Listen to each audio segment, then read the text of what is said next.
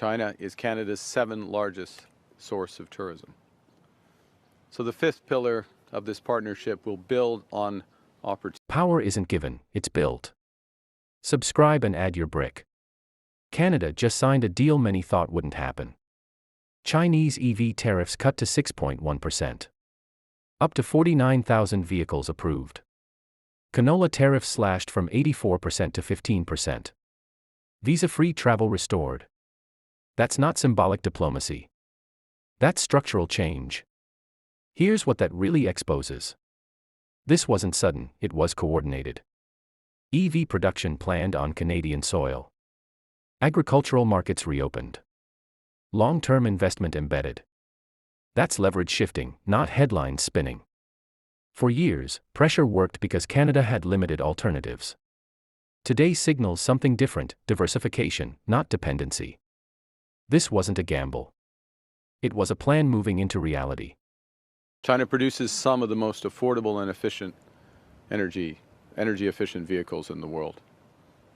And in order for Canada to build our own competitive EV sector, we need to learn from innovative partners, access their supply chains, and increase local demand.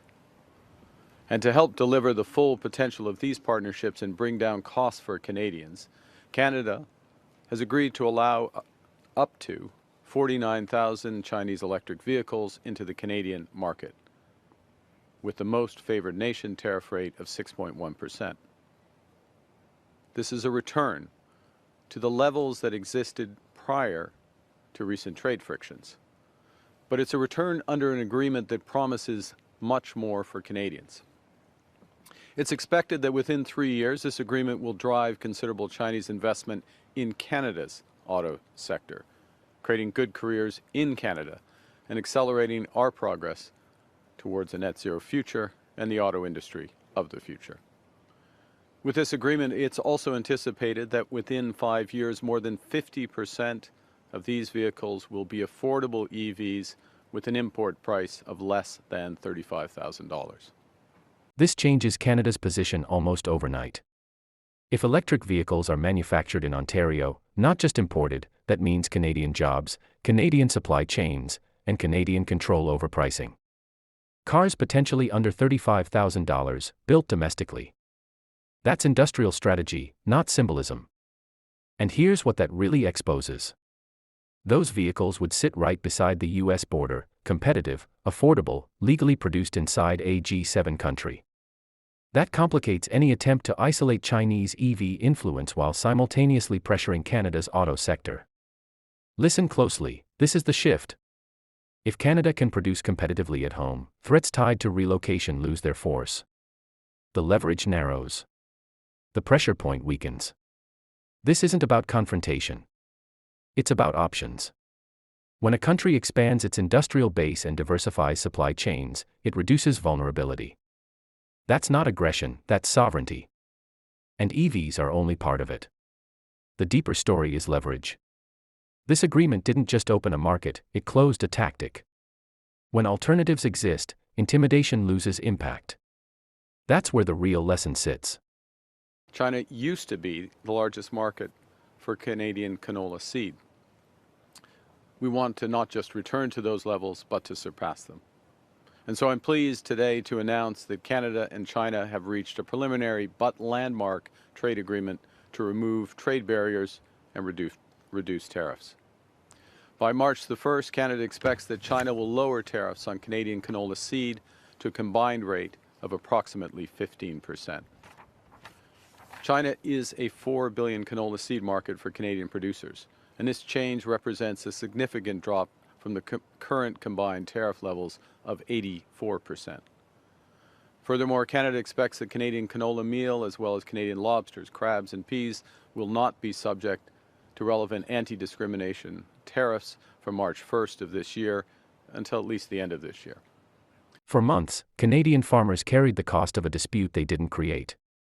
An 84% tariff on canola isn't abstract policy, it's livelihood squeezed, exports stalled, Western communities absorbing the shock. And Ottawa had limited room to maneuver. That changed. Cutting tariffs from 84% to 15% isn't symbolic relief. Its market access restored. Billions back in play. Pressure eased in Canada's agricultural heartland. Here's what that really exposes. When a government secures concrete relief for producers, not just promises, it shifts the political equation at home. Stability returns where frustration had been building. That matters in a democracy. And then came the part many almost overlooked: visa-free access to China. That's not a footnote. Visa-free travel accelerates business delegations, boosts tourism, strengthens university exchanges, opens conference pipelines. It lowers friction. And in international relationships, friction is everything. Listen closely, this is the soft power layer. When people move, investment follows. When students, tourists, and entrepreneurs cross borders easily, normalization accelerates. Deals don't just happen at podiums, they grow through networks. This agreement wasn't just about trade numbers. It was about restoring momentum. Hard economics on one side. Soft power on the other. Together, that's a strategic reset. China is Canada's 7th largest source of tourism. So the 5th pillar of this partnership will build on opportunities for cultural exchanges and partnerships that further deepen our people-to-people ties.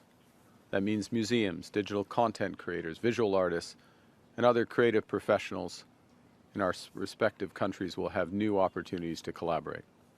It also means more tourism, including following China's decision in November to grant approved destination status for group travelers to Canada. And we're building on this progress, looking to increase travel, exchange, and deepen our cultural ties. I'm very pleased to share that President Xi, in our meeting today, has committed to ensuring visa-free access for Canadians traveling to China. This isn't Canada choosing China over the United States. That framing misses the point. This is Canada removing dependency. For years, leverage worked because alternatives were limited. Auto threats carried weight. Tariff pressure landed. Trade warnings forced urgency. That cycle only functions when one side has fewer options. This deal disrupts that pattern. Here's what that really exposes. Once factories are planned, once investment timelines are locked in, once supply chains begin shifting, markets adapt. And when markets adapt, pressure loses force. You can't easily rewind structural change. Now let's be honest about the deeper contradiction. Canada didn't suddenly abandon a stable partnership. For decades, the relationship was built on integrated industries and mutual predictability. When cooperation shifts toward confrontation, when threats replace negotiation, trust erodes. And when trust erodes, partners diversify. That's not betrayal. That's rational policy. Listen closely, this is the tell. Leverage wasn't lost because Canada acted aggressively. It weakened because overuse burned credibility. When pressure becomes the default tool, eventually it stops working. Chinese EV manufacturing inside Canada complicates isolation strategies. Canola relief stabilizes domestic politics without U.S. mediation. Visa-free travel deepens economic ties that operate beyond Washington's control. This isn't escalation. It's insulation. And that's why the reaction feels sharp. Because the real signal isn't confrontation, it's independence. The deal is signed. That chapter is closed. What remains open is how the United States responds. Escalation carries higher risk now. Adaptation requires recalibration. And that decision will shape the next phase of Canada-U.S. relations. Let's be real, when power shifts quietly, the loudest reactions often reveal the most.